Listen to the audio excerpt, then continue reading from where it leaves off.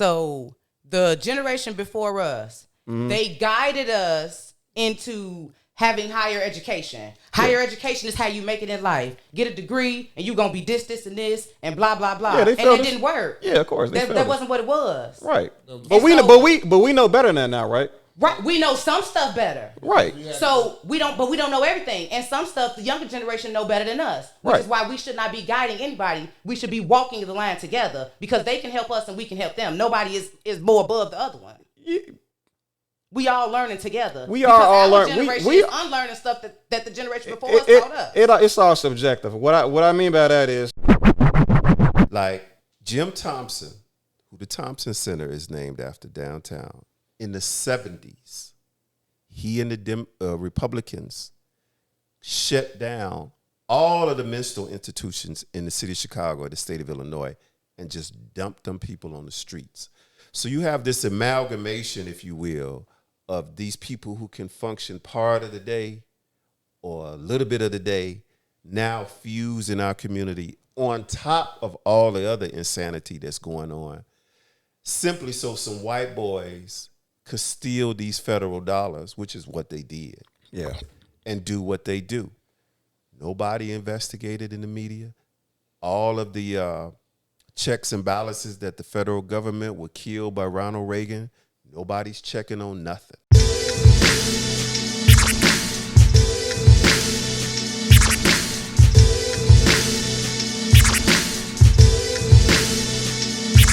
To me, when you look at our young people, I would never advocate the foolishness that happened with that group that went downtown and was tearing up cars.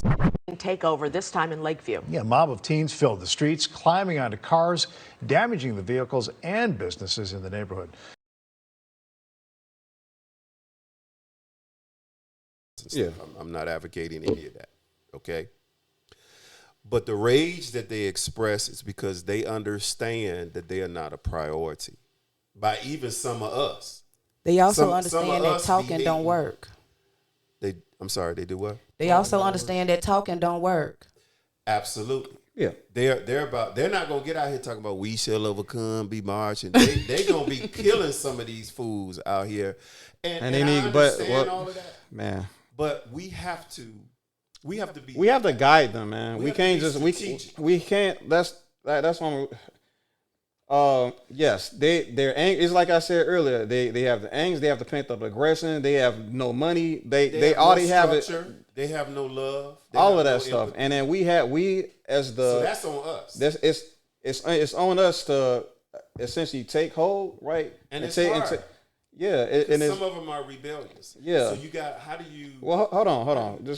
So like what I'm trying to say is like we have to sit down, right, and we have to, like you said, strategize.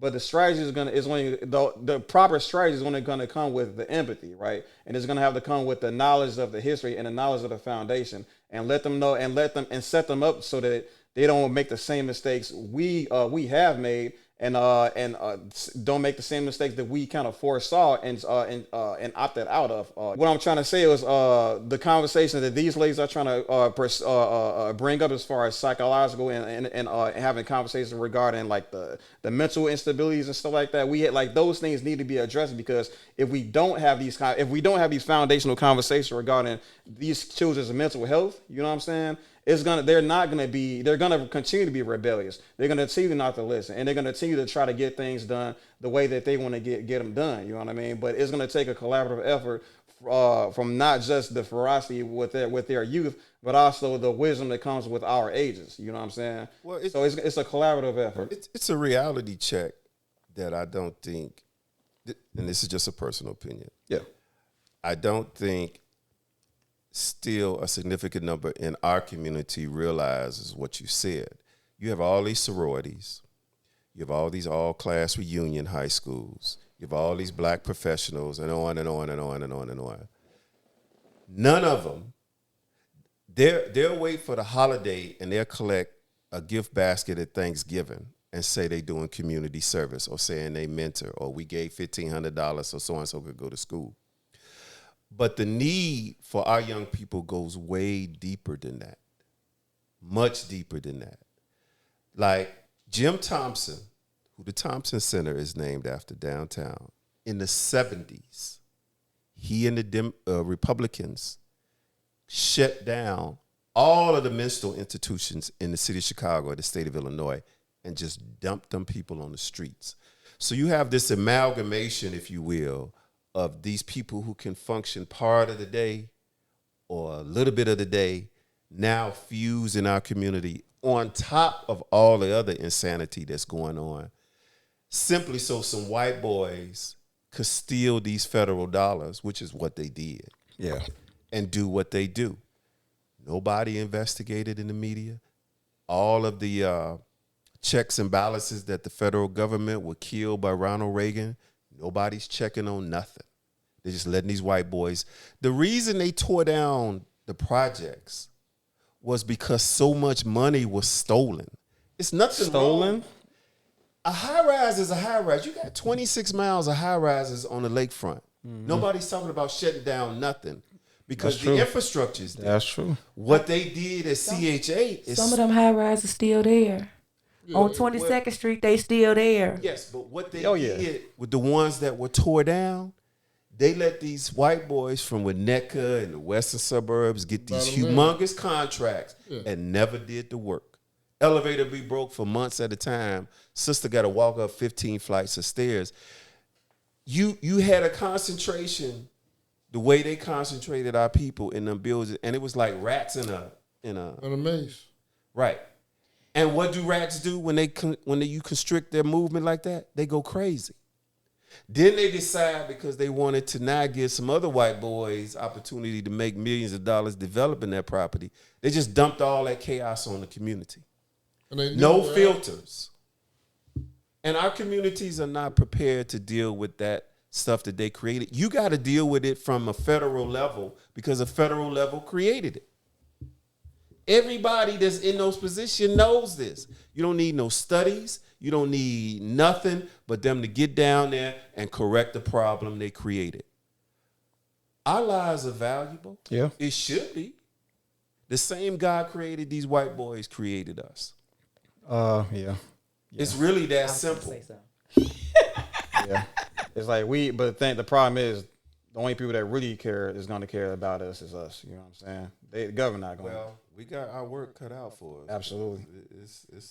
So I just want to piggyback up off what you said. You said that we need to guide them. And I don't think that we really need to guide them. I think that it's a path that we all need to walk down together. Because the issue with guiding is like we kind of tell people what to do, and then that don't always work out. So like, the generation before us was guiding us into college, and that didn't really pan out the way that they thought it was supposed to. Yeah. So like, I'm saying, you can't guide people when you don't know what's going on either. Yeah. I mean, that's why I think that point is understood, but I think you always need guidance. So I understand what you mean by saying like there has been a failure in the guidance and stuff like that, especially when it comes to us. But the reason I think this time is different is because look around you, right? All of this, we can this age of information, we don't get our information from like books. I mean, like, well, some of us do obviously, but like information can come just like that. Like the way of which we can communicate is like more robust and more it's better now more than ever. You know what I mean? So like sharing information from even kids going up and swiping TikTok can like learn so much about like different types of systemic structures and from like the very foundational level. Much more though, so that a lot of people in his generation even got exposed to. Like you say, you still learning things today, right? I learn every day. You know what I'm saying? So it's like, I mean, that's just common. Nobody knows everything. And that's what I'm saying. So I feel like we need to be walking down the path together instead of us trying to take the reins and be leading. You can't do that. No, that's so. I'm not saying. Yeah, I'm not saying. Hold on. I'm not saying that we tell them like we give them guidance and let them do it by themselves. No, that doesn't. Of course, that doesn't make any sense. What I'm saying is we're gonna have to. When I say we're passing down the torch, I'm still holding the torch. He's still holding the torch. But the thing is, with our torch, we can only do so much with our own very lives and stuff, right? So that when it's time for those kids to start to hold the torch for real, for them to carry the bulk of the load, right? That they will be instilled with the proper knowledge and I mean, everything that we know is supposed to be funneled down to the lower generations. And then with this being the age of information, the generation of information, we should be given, like, they should be like super ready. You know what I'm saying?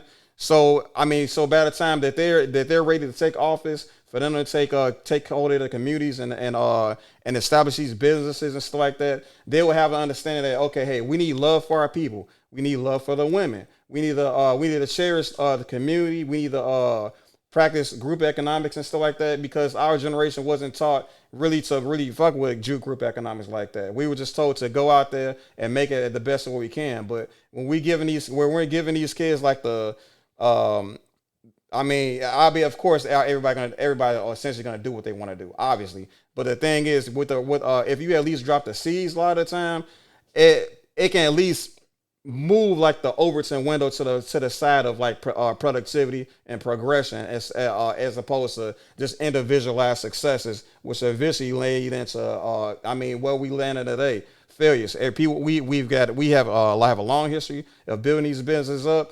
And then by the time we die, we sell off to the white man. You know what I'm saying? But had we sold that business for a smaller price to another black person, that money would have stayed in the community, and that wealth would have been distributed equally within the confines of that town and essentially black people.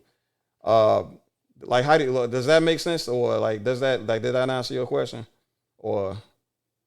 How you feel about that? I was gonna say I didn't ask a question, but no, I'm just not okay. I'm sorry. I was trying to bring clarification as far as why we should be why we should be passing on the torch, right? Why we should be guiding the younger generation. You know what I'm trying to say? I mean, I think what you're trying to say is you're trying to guide people, but we don't all have the answers to guide anybody. So by you trying to guide them, most times it's like you go back to the saying, blind leading the blind. You think you can see, but you really can't see because you're still learning. You're still growing. So how, you can't really, that's why she said we should walk together, because we were so far behind, we're all trying to catch up at the same time. Yeah, I mean, you are not going to hear me walk together. You have to. That's what makes. Well, let me clarify what I was saying real quick before you because you come on with the hot take. I'm agreeing with y'all. I'm not saying that we need to be going. I think I said this already, but I'm not saying that we just give them the torch and then we go to sleep. This for as long as if you're black, if you're in America, and if you're alive, you need to be fighting. You need to be contributing to something. You know what I'm saying? So when I say walk together, yes, we're gonna walk together, but we need to be teaching these kids and guiding them right for what the proper path actually is. Does that make sense? How does that sound? Isn't that walking together? that ain't what you said at first. No. Okay. Well, all right. Well, this is why I said. This is what I'm saying now. I'm clearing it up. But what does that make sense now? When I fixed it? Because what I was saying was walking together, us doing it together, and what you were saying originally was we supposed to guide them. Well, when you say God, okay, let's talk about God for a moment. Then, when I say God, are you saying that I'm holding them by the hand and then I'm walking them along and then they just trailing behind me? What do you mean by that? No, I'm saying what I said was, so the generation before us, they guided us into having higher education. Higher education is how you make it in life. Get a degree and you're going to be this, and this, and blah, blah, blah. Yeah, and it didn't work. Yeah, of course. That wasn't what it was. Right. But we know better than that now, right? Right. We know some stuff better. Right. So we don't know everything. And some stuff the younger generation know better than us. Which is why we should not be guiding anybody. We should be walking the line together, because they can help us and we can help them. Nobody is more above the other one. Yeah. We all learning together. We are all learning. We is unlearning stuff that the generation before us taught us. It's all subjective. What I mean by that is but we generally should be knowing more than the standard 20-year-old. You know what I'm saying? Me, like, just taking me for, well, I'm not gonna take me for, obviously me as an individual knows now way more than what I did back then. But all I'm just trying to say is, yes, of course, it's a collaborative effort, and of course, these kids can teach us. Like when David came over, I showed him all this stuff, showed him how some of this stuff he's never even seen before. You know what I'm saying? So of course, there's gonna be some things that I'm gonna be able to teach him that he didn't know. You know what I'm saying? But everything, but just listening to it right now, how you just led the conversation. I mean, I don't know about y'all, but I learned quite a bit. You know what I'm saying? He's essentially passing down information to me. Right, and I get that. And so from that collective, what I see is us walking together. I don't see him guiding us anywhere in this conversation. Okay. I see us all having our equal input. Okay, I understand. I mean, I'm just gonna say the only reason I said guiding is because I was under the pretense that younger people know less and essentially can contribute less than the older generations. But that's not always it. I mean, but that's why it's subjective. That's why I said in general. But obviously, there's gonna be outliers. And I'm okay with admitting that. I'm okay with you haven't been in spaces where you smarter than people that's older than you. I mean, again, no. I mean, I'm not saying like I'm really agreeing with you. All I'm trying to say is, in general, that's the likelihood. But however, of course, there's gonna be situations where, like, and I just excited one. He doesn't know anything about a lot of this stuff that's in this room, and I taught him. So yeah, of course, there's gonna be some things where I can teach older generation of people, and there's gonna be things that the kids are gonna teach me. But I'm not. So I mean, maybe I can find a better word than guiding. You know what I'm saying? I will say this is definitely a collaborative effort. So I will concede to say that. Like walking together. Yeah, yeah. That's all. Yeah, I mean, that's what I'm saying, right? That's what I'm trying to say. So, did you have something to add to that, David? I don't think. I think it's what you said. It has to be subjective, because, and I'll use example with my mentoring crew. Like, I took some shorties to breakfast, seniors and juniors, and they didn't know how to use a knife and a fork. So when I saw it, it kind of shocked me, because I'm like, how you get? But that's an issue at home, and other variables that cause a 17, 18-year-old not to know how to use a knife and a fork. How does that happen in this day and age? I took a 19-year-old, been in Chicago all his life, never been downtown. How does that happen? I mean, that happens a lot. I mean, I know a lot of people like that. That's just, some people don't go as far as their neighborhood. But the question is, what's downtown? How does that? It's just simple fact. How does that thought even become a reality? If I'm from a spot, how is the only thing I know about is my hood? If I'm from wherever, LA, Chicago, Atlanta, how is it that my life is only this city block? You understand what I'm saying? Yeah, because that is so restrictive and that is so limiting, such that when, like, I took another group downtown, and this was, you know how young people got the energy and real active. Mm-hmm. But when we went in the setting downtown, it was quiet. Because they was in a place they had never been before, and you could see a certain amount of uncomfortable because they weren't used to being in this setting.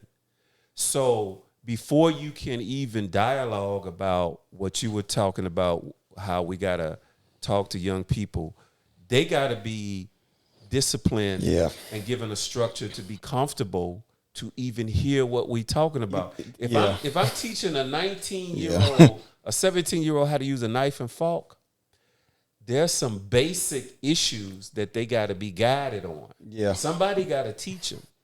Now, when we talking about the quality of life in this neighborhood right here, for example, we don't want this, we don't want that, because we want a certain quality of life for when I have a shorty and they can go out and play and I ain't got to be worried about gunshots, woo-wah-woo. That's where we walk hand in hand as a unified force. But we need to set the foundation first. Shorty's got to be guided. That was my problem with, for lack of better example, Dwayne Wade and his decision with his 12-year-old. Mm-hmm. He's a child. He doesn't know. He's got 12 years on this planet. That's all the experience he got, which is nothing. What a lot of us do is go out there. I know one example on my block. It was tragic. The mama, she only dated dope boys. All of them. She had a baby by 3 different dope boys. All of them in the joint right now. But her son, well, one of her sons, who was actually in jail at the same time his daddy was, got killed.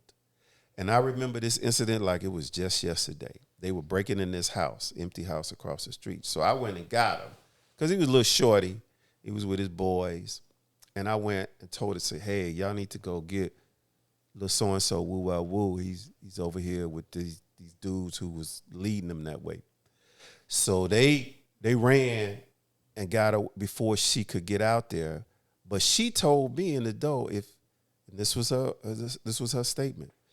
If the nigga want to get locked up, then so be it. And she slammed the door in my face. Well, I'm like, this ain't my child. I don't know where they ran. But anyway, make a long story short, they came back. It was Monday Night Football.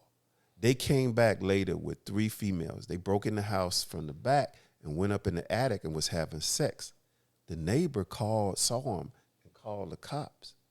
Brought him out butt-ass naked. She was in the window. And I remember going out to the front and just to see, I didn't know what was going on. I just saw the lights flashing in my window. I went to see what's going on. It was 17 police cars. They brought them out butt-ass naked in front of everybody. You know what she did? She hollered and cussed at the police.